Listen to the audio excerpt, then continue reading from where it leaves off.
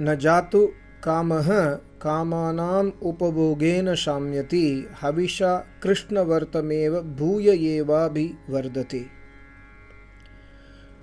This is such a beautiful, wonderful shloka written by Manu Bhagavan in his Manusmriti's 2nd chapter.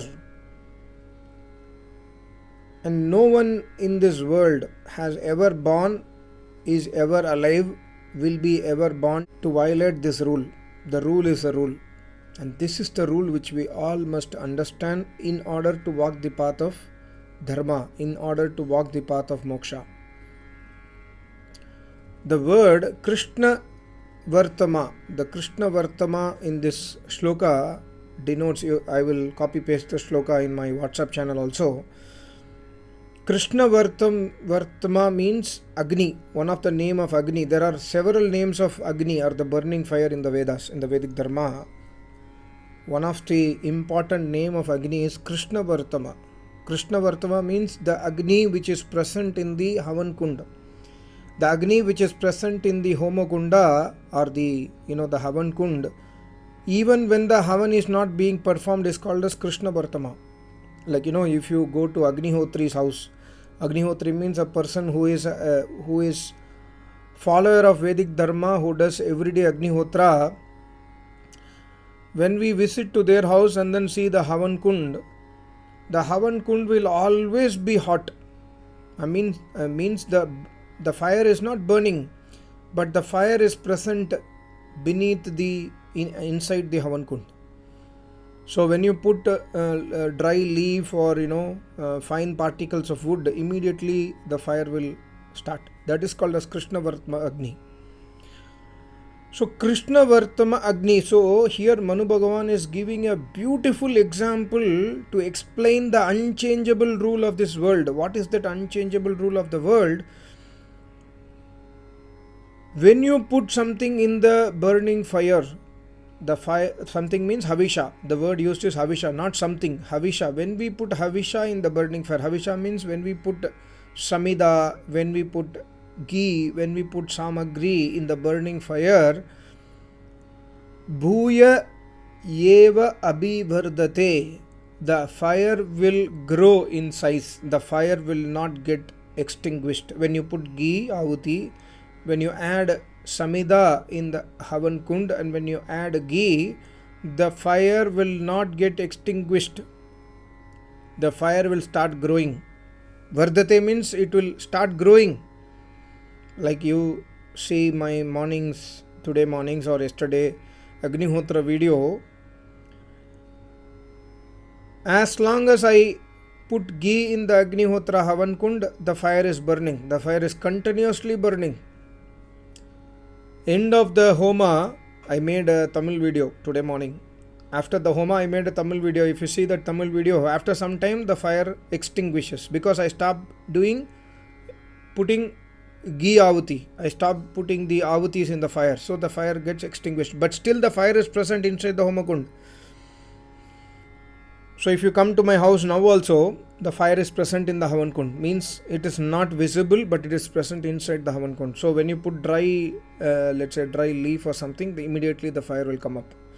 So why this example is given by Manu Bhagavan is to make us understand an unchangeable and a most important concept in our life. If we understand this, then we can go towards moksha. When we understand this, what he says, na jatu kamaha. Kamaha means icha, desire. Na jatu kamaha. Jatu means nishchaya se, 100%. Without fail. Nobody can overrule this rule. What is the rule? Icha, desire. What desire? Kamanam upabhogena. If you want to escape bhoga, if you want to stop doing bhoga means indulging our senses, indulging our 5 senses, the sense of eyes. The eye is one sense organ. We are seeing different movies, different pictures, dances, videos, etc. We go to movie theaters, we go to sightseeing, we go to tourist places, we go to different places to enjoy through our eyes. Similarly, we listen to music. It could be Carnatic music. Some people say that I only listen to Carnatic music, but that is a bhog only. Listening to Carnatic music is not divine. Listening to Carnatic music also is bhog. Similarly, some people will listen pop music, some people disco, some people Western music, some people Hindustani music, some people listen to different types of languages music, and some people like to listen about others, like what happened in your house yesterday in the office, during the coffee time. What happened to that person, that colleague yesterday? His wife was shouting on him, and she was shouting like hell, that all the people came and was watching through the balcony. So I am speaking to somebody about another person. So I am also interested to speak about others, and other person is also interested to listen about others. This is also one of the bhog of the indri, our ears. Similarly, we listen about other stories. Some people are interested to listen about mystery stories. Some people are interested to listen about different types of bhog. Similarly, most of us or all of us are gulam. Gulam means, we can say, we are slave of our tongue. We want tasty food. All of us, including myself, all of us who are listening to this audio, every one of us, we are slave to our tongue. We want tasty food. We want tasty juices. We want tasty items. Some people have taste to taste the cigarette, taste the liquor, taste wine, beer, taste non-veg food. Different types of tasty food they want to eat through their tongue, rasna indriya. This is also bhog.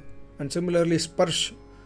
All of us, irrespective of men or women, black or white or South Indian, North Indian, foreigner, everyone are slave of sparsh indriya. We want to do sparsha. Sparsha means to touch. We want to touch a man want to touch a woman, and women want to experience the touch of the man. Universally, this is also bhog. And we want different types of touch. Some people want to sit in a very soft bed. Some people want to sit in a hard bed. Some people like this kind of style of bed, this kind of cushion in the chair. Sparsh. So eyes, ears, tongue, sparsh, and also sungne mein, smelling. We want sweet smelling. We like smell.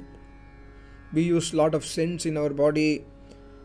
Some people like the smell of cigarette. Some people like the smell of non-veg food. They want to add a mirch masala in their food and then like to smell it. And then after smelling it, they want to eat it. They feel like eating. Aaj badhiya smell aa rahi hai kitchen se.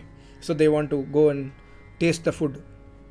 So everyone, all of us, not most of us, all of us in this world, this is unchangeable rule. See, understand, this is applicable to all over the world. So Manu Bhagavan says, Kamanam upabhogena. When you bhog, when you see by your eyes, when you listen by your ears, when you taste, when you are slave of your taste and smell and touch, it is impossible that you can win over that. Some people, like, if you are a smoker, many times you would have seen a smoker or a drinker, they will promise, this is my last smoke. They will have cigarette in their fingers, in between their fingers, and they say, okay, from today onwards I promise, this is my last smoke ever. And after 1 week, they will again start smoking. So, Manu Bhagavan says, just like the fire cannot be extinguished by putting ghee, similarly, your bhog, your indulgence cannot be win over by indulging in the senses. When you want to win over the bhog, the only one option in this world is to tyag karna, to move, to completely leave it. The smoker, he will say that I am quitting smoking, but he say, okay, I will complete this smoke first, and this will be my last smoke. Boyfriend and girlfriend, they are chatting by the phone. They are saying that, okay, see, I have to leave you, I want to break up because I want to get married. I don't want to give doka to my parents. So this is our last talk ever. The girl says to boy. Okay, the boy says, at least complete today's conversation. Now, okay, fine. Tomorrow you will not call me. Okay, but please complete today's conversation. That's all gone. It's not possible to stop because Manusmriti says the fire cannot get extinguished by adding fuel to it. Similarly, if you want to stop, if you want to escape from the desire of the senses, you cannot escape it by saying that today is the last day. No, not possible. Also, one more inner meaning is for 1 week, 10 days you can have that vairagya, but after that what happens? There is a sanskar inside you. The sanskar of the taste, the sanskar of the touch, the sanskar of the ears, the sanskar of the ras or the roop indriya, the sanskar means the impression inside our mind, will force us to again go to the same direction, will force us so badly, it will give us so much of dukh. When you stop smoking, you will understand. If you have been a smoker and you have stopped the smoking, you would have understood. It will force you so hard. It will give you so much of dukh, so much of pain inside you, so much of anxiety inside you. You will fear that anxiety and you will start again smoking. This is applicable for everything. That's what Yoga Sutra also says. In Yoga Sutra, there is a beautiful example given by Vyas Muni. Vyas Muni says, when you want to leave something which is habitual to you, the moment you start leaving it, it is like a scorpion bite. The bite will be so strong, it will be like a scorpion bite. The scorpion bite is actually very painful. So fearing the scorpion bite, what you will do? You will start again smoking. You will start again drinking. You will start again eating that. You will start again touching that. You will start again listening to that. You will start again seeing that. All these things you will start doing again. That is like a snake bite. Snake bite is not as painful as scorpion bite. But when scorpion bites you, you will not die. But when the snake bites you, you will die. So Vyas Muni also says, भोगों को त्याग करना, it's impossible. It's impossible to leave the bhoga because of this scorpion and snake formula. That person can win over who is ready to take the pain of scorpion bite. That person, suppose he takes a sankalp to leave the ganda habit. There are many people who have the sensuality habit. They are continuously used to sensual contact with the opposite sex, even after marriage or before marriage in brahmacharya ashram. He is not a brahmachari or she is not a brahmacharini. But they have the habit of sensuality. They take decision every time that I am taking sankalp, from next time I will not do it. But they will again do it. Why? Because of the scorpion bite, they cannot bear it. So, the fundamentals of Rishi is this universal principle is applicable to all. You cannot overcome the bhoga by doing bhoga. You can overcome the bhoga by tyag karna. By completely doing sannyas of that bhog only you can overcome it. And when you do sannyas, when you do tyag of that bhog, you will get scorpion bite. Every one of us will get scorpion bite. For example, I have a bad habit of seeing YouTube. I do swadhyaya, but suddenly I want to see YouTube. That's a bad habit for me because that's a diversion from my Vedic path. So I used to watch the news channel, this channel, that channel. So now what I have tried to do is, okay, let me watch YouTube, but I will watch dharmic channels. I will watch some Arya Samaj Acharyas, my Acharyas YouTube videos instead of other videos which I used to watch. It's difficult to overcome. Because the scorpion bite is so powerful. Extremely powerful. So, all of us, we can overcome bhog, not by indulging in it. We can overcome bhog because he says, na shamyati, shanti tripti nahi milne wali hai. The one unchangeable rule of bhoga is you will never get satisfaction. That is why you again and again and again and again indulge in it. Na shamyati, 100% not possible. You cannot get tripti. A smoker will never get satisfaction out of smoking. That's why he continuously smokes. A drinker will never get satisfaction of drinking. That's why he continuously drinks. A eater will never get satisfaction of his food habits. He will continuously eat his food. Similarly, sensuality. by the touch of opposite sex, we are never satisfied. We are satisfied temporarily. On that day, satisfaction is done. Then we take sankalp, okay, henceforth I won't do it. After 1 week, again we do it. Why?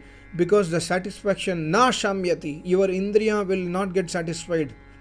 The only way your indriya can be satisfied is by tyag, is by completely giving over it, taking all the steps to give over it. And when you take the steps, it will be like a scorpion bite. And when, if you have that much sankalp power in your mind that, okay, I am ready to take this scorpion bite, I will never do it again. After 10 days, 15 days, in case of smoking, it is 3 months or 6 months. Not 3 months, actually, I saw one article. That article was mentioning 2 years. A smoker can become a smoker again in 2 years. That means after 2 years only we can say that I left smoking. A drinker also similarly. So that 2 years, or let's say first 3 months is a scorpion bite. After that it might be a mild bite. But 2 years is the time for smoking. Similarly, for all the bad habits, there is a specific time for inside which we will get the scorpion bite. We will not get shanti there.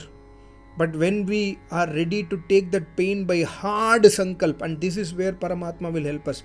When you take sankalp and when you follow it, and when you follow it through the upasana of Paramatma, Paramatma will start helping us. That is where, Almighty God really supports us.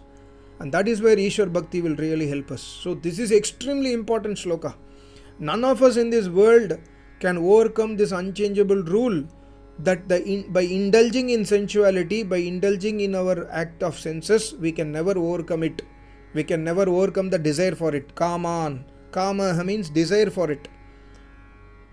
Upabhogena means by indulging in the act of my vision or rasna indriya or hearing, etc., I can never overcome it. If I have to stop listening music, I am addicted to music. I listen to music 24 hours. Until just 6 hours I sleep. After 18 hours I want to listen music. If I want to overcome it, I have to completely त्याग करना पड़ेगा उसको. त्याग करना मुश्किल है, but नामुमकिन नहीं है. It is, scorpion bite will happen, but you must understand that you will not get shanti. Even that is our experience also. We never get shanti, but again and again we want it. And this is called as parinam. Actually, in the dukkha, one of the dukkha is parinam dukkha. I will make a separate video later on parinam dukkha. This shloka is very closely connected to parinam dukkha of Yoga Sutra. And that's the same thing Vyasmuni has mentioned. Kabhi bhi ichha samapta nahi hoga. Trishna na jiranam vayameva jiranam. Trishna means your desires cannot be completed. Desires cannot be satisfied. You will get completed. Your life will get completed. But your desires cannot get completed. So, the best thing is to tyag. Tyag means giving up. I don't care. Let me take the scorpion bite. So, when we have this sankalp, see, one last example of sankalp, if you see, there was I forgot his name. I think his name was Dashrath Manji. There was a guy called Dashrath Manji. He was like 4 feet, 4.5, 5, less than 5 feet tall, slim guy, black guy from Bihar. He had one sankalp. His wife died because there is a big mountain where he has to cross the mountain, like 50-60 kilometers he has to cross to take to hospital. But he could not go on time, then wife dies. So he takes a sankalp that I will, with my hammer and chisel, I will make a through hole in this mountain, through road in this mountain. He started cutting the mountain with his hammer and chisel, and slowly, after 22 years, he creates a road from this side to that side and reducing the time from 2.5 hours travel to less than 10 minutes. See the amount of power of sankalp. One guy did this. He got an award. I think there was also Bollywood movie in this name. But if you have not seen, go through that Dashrath Manji story. It's like really inspirational. One guy's sankalp, 22 years he takes to, single-handedly he takes to dig a road from this side of the mountain to that side of the mountain. So sankalp has a great power. And when we take sankalp, we must take help of Paramatma and Acharya. Otherwise, what happens is, this is a road building is easier, but controlling sense is much difficult. It will not take 22 years to control the sense. It will take 22,000 janmas also. We do not know. So that's where we must bring Paramatma inside it. So this is the most important shloka, one of the most important shloka of our life.